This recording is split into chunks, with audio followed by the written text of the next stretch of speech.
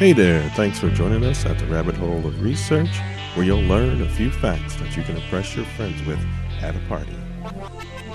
Hey, welcome back to the Rabbit Hole of Research, down here in the basement studio for the mini recap, episode 54, What's Love Got to Do With It? We had a special guest. Do with it. We had our special guest, Joe Compton, on with us, talking about that, and in time for Valentine's Day and the awards season. I think we just had some awards, right? Didn't which Academy or Grammys, both? I think they just Grammys, just I think, happened, right? Yep. So, And the Academy. Yep. So, yeah. The Oscars haven't happened. I don't think the Oscars. No, I don't think that's happened yet. They got the nominations. The nominations, right, were announced, but I don't think that was. Yeah, no, it was a good episode in there. The only thing I said I would mention in the show notes and the mini was the pheromones in humans. And so just for people, pheromones are chemical substances secreted that trigger a social reaction in the same species. And in sex, pheromones are a special type of olfactory signals produced to attract the opposite sex and promote mating or other behavior related to sexual reproduction. And as I mentioned in the episode, no study has conclusively isolated or identified human sex pheromones, although there has been research to test their existence. And one of the big things that make it hard to study that kind of kept coming up was the need for maintaining cleanliness and controlling natural body odors among the participants, so getting to some baseline.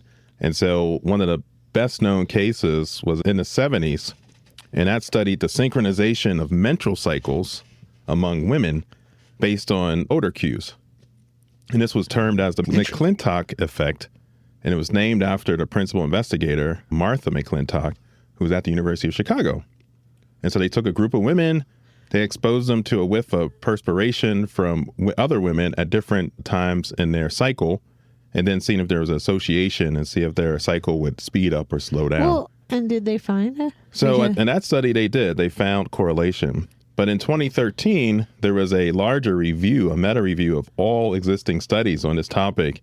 And that showed that the syncing of ovarian cycles likely did not exist. Because I think people talking about it like almost like not a folk tale, but I think that happens a lot. Like, that you like roommate and then end up on the same cycle. But is that something that that's just in your head? Yeah, it could be. I don't know. Like, is it just timing? Like, if you're close, if you're within a day or two, are you like, oh, we synced up? Or is it like, what was the difference? Like, was there a baseline before and after? I think that's it. Like the careful measuring of it. Like when you first meet your roommate, you're not like, when's your cycle start? Like, I've never had a female roommate. So besides, or a cycle. Right. I or mean, a cycle, right. I guys don't have either. cycles too. All right. That's a different rabbit hole, that's... probably. Well, you don't? Yeah. Isn't that true? Like your hormones are on the cycle, even men? Probably not that. I'm not going down that rabbit hole. I'm going to stay off. Well, you're really choosing your rabbit holes carefully, bringing this up. Yeah, probably more not having a cycle versus. I know, right? And it's interesting. So other primates who are our closest kind of evolutionary relatives, there are known sex pheromones that exist. And one of the things that a lot of research suggests that in humans, we've lost this kind of pheromone signaling pathways, and that might have played a role in our evolution of social kind of behaviors and things like that. So and you wonder if culturally, like, we are so obsessed with smelling good and like wearing deodorant, and other cultures are not as concerned. Like it's more natural body odor kind of thing. Yeah. I don't know if that would have. I don't know. And that could tether in a bunch of other things that you perceive, smell, and for other cues like wealth or ability to take care of your family or status. But yeah, that changes also through history. And as you said, cultures, they value different things. So yeah, you're getting it, but there is no definitive, this is the pheromone, we can bottle it up, spray it on you, and then you'll have... I thought it was interesting you said it has to be the same species, because it almost seems like some magic or potions might take the pheromones of a lemur, and then you have lemurs chasing you. Well, I mean, I don't like the eye of Newt. You want to use the eye of Newt, like so. Maybe you might use but then wouldn't have it. Yeah, like oysters that's they give you other. I think those for are other aphrodisiacs. Yep. We didn't talk about that. We didn't those actually. don't work, do they? Yeah. What's that? Those don't actually work, right? No, like those are just one of those things that I don't know. We've stimulated to being like, oh yeah, this is very much like that. They could have compounds in them that elicit kind of increased testosterone or something like that. And you're right, it's probably very person specific, not like you can spread that over a general population. And but, I think basically maybe there's no research in that. I'm or do you think sure there's people are research? researching it. I didn't bet research you know, it. like That'll be on the mini recap. I bet you perfume companies do a lot of research about what kind of effect certain scents have on people, maybe. Yeah, pleasant scents. I mean, but that's also cultural, right? Because if you associate and I went back to scents. Right, but also maybe food companies would be interested if your food had a aphrodisiac. Was that what you said? Would you would you really want that in your restaurant? Like I don't know if you could market it, maybe. Really have to keep an eye on the bathroom at that point. Right. Well, I mean, but those are other cues, right? I mean, food elicits it's for like free smells or whatever, having. right? Yeah. So you go and you smell food that elicits a primal kind of instinct to eat. Definitely elicit memories. Right. That's so right. There's a lot of tether in there. Positive feelings, like the ratatouille, you know. That's right. That's right. So food, I mean, you're right. You're tethering, smell tethers in a lot of things, but this was specifically and it could be the opposite, like it not so great. Yeah, like disgust. Like, oh, I shouldn't eat that. Yeah. Maybe you make a business decision and you still eat it. Anyway. But yeah, no, that's it. But yeah, the aphrodisiac, you're right. There hasn't been rigorous research into it. It's small studies and he said, she said. But yeah, that was something I just wanted to cover, and it's really interesting. Yeah. But, is that like recent? Is this woman still at U Chicago? I don't know. That was in the 70s. Yeah, probably. Yeah. I mean, it still could be there. Could be. I didn't look up. But anyway. All right. Anything else? Well, we had a few good comments this week. Thank you again for everyone who likes and comments. We try to at least heart it. What were we saying? We had a new commenter who was just saying that it's a brilliant podcast. Oh, Thank you. Attention Thank you. between love and pure chemistry versus the transcendent. That was very good to read. And I think Alex had a question for us, didn't he, Joe? Did you read that? I don't remember if he did or I might have answered it in line. So that's where my memory is at. Like in the chat, online, in line. It was online and in line. And also, it's really helpful if people want to do a review. Because those reviews go like a long ways. Yeah. We don't ask for those often, but when we do, you got to do it. It helps giving us exposure and everything. Yeah, sign up for the newsletter, get stuff. But I was going to say, I think Alex had asked about he started making his list because I think we talked about that. That's from the mini before. Oh, is that the list? The 5 list, right? That's the list of if you wanted somebody to really know you. Yep. You tell them these things. So I said I was working on mine. I am working on it. So it's kind of and I'm probably still working on mine. But speaking of Georgia didn't start. That's not true. But I did share online some of the pictures from my Footloose scrapbook. Oh, that's right. We're going to share that. Yep, we're going to put that up. Yep. And actually, the tape was getting so old. Yeah. We'll see. Kevin Bacon didn't respond. So I know. I don't know. But I couldn't find the whole big scrapbook, but I found a couple of the pages. Yeah, some choice pictures. And then I also figured out the quote that I had alluded to. Mm-hmm.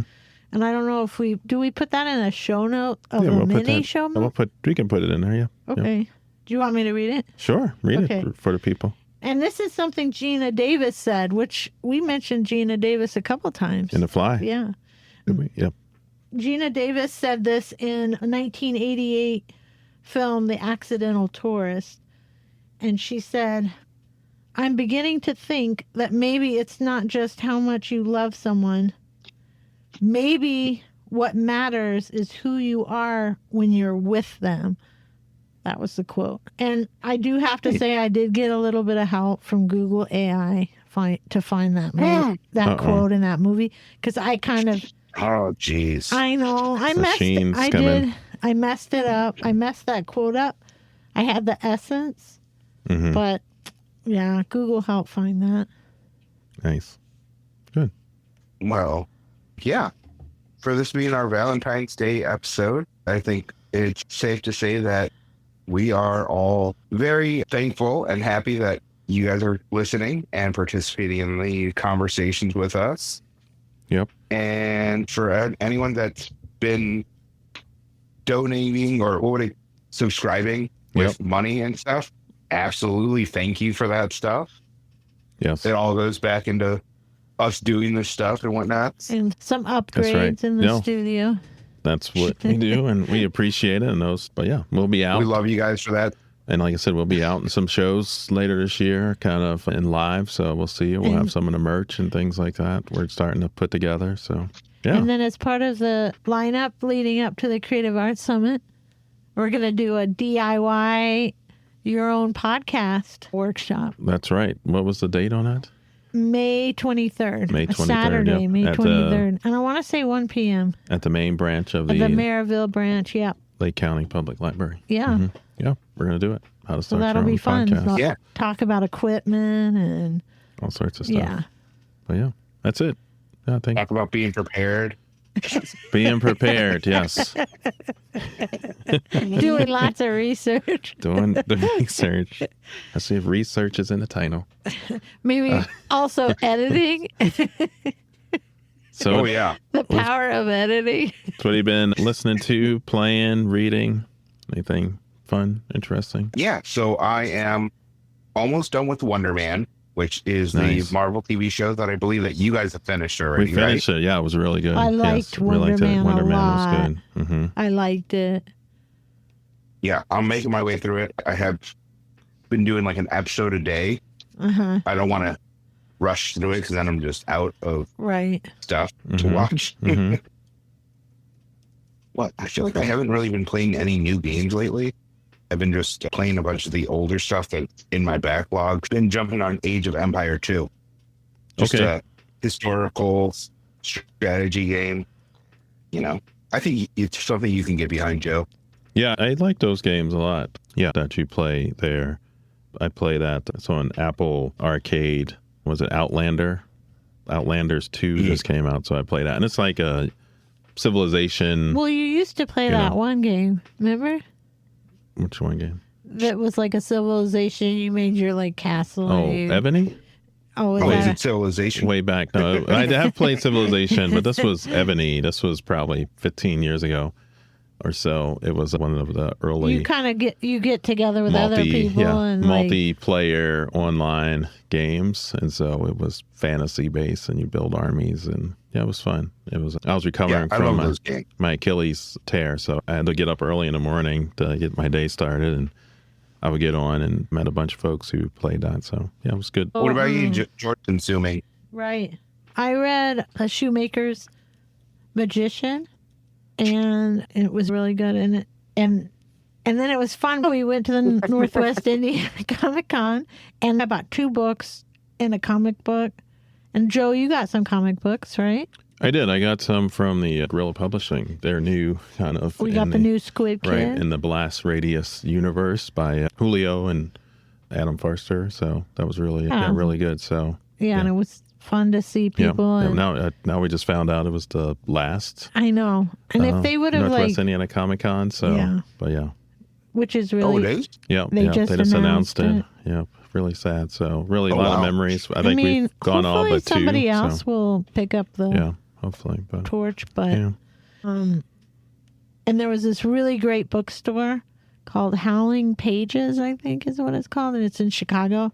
And like I told the guy, I'm really glad I don't live close to this bookstore, but because I'd just be spending so much money. But then he did remind me they sell things online. Yeah, so you can go there and spend your money. That was really cool. Yeah. Like, I knew I would like them because, like, from a distance, I saw he had the newest Love and Rockets comic book. So I'm like, oh, my God. So, and then what else? let's see. We were watching. Oh, you know what we watched last night, Nick?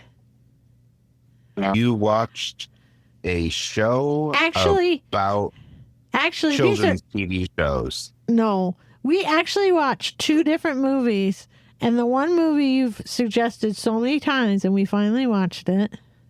Can you guess? Why don't we just go? This isn't a guessing podcast. It's just The cabin. 500 Days of Summer. No, the cabin in the woods. Cabin in the Woods. Yeah. We watched the cabin in the woods, and then last night we watched the monkey. Yep, we did. Mm-hmm. But like, what did you think of Cabin in the Woods? I liked it. Yeah, it was good. mean, yeah. Mm-hmm. I was going to say, is this going to be another one that we fight on? Yeah. No, it was good. I thought it was liked good, yeah. and I was taken back by the kind of twist, or I don't know what you want to call it. And I was like trying to like. I don't spoil it. Yeah, but then I thought it was interesting. Yeah. It was clever. Like it was an interesting take on that. Mm-hmm. Yeah. So yeah, definitely. And the monkey. What about you, Joe? Was fun. Oh. Yeah, the monkey was fun. Yeah, so reading wise, I read Fallen Angel by William Horchberg. It was what the Angel Heart was, the movie was based on. So he wrote that in the late 70s, and Angel Heart was early 80s.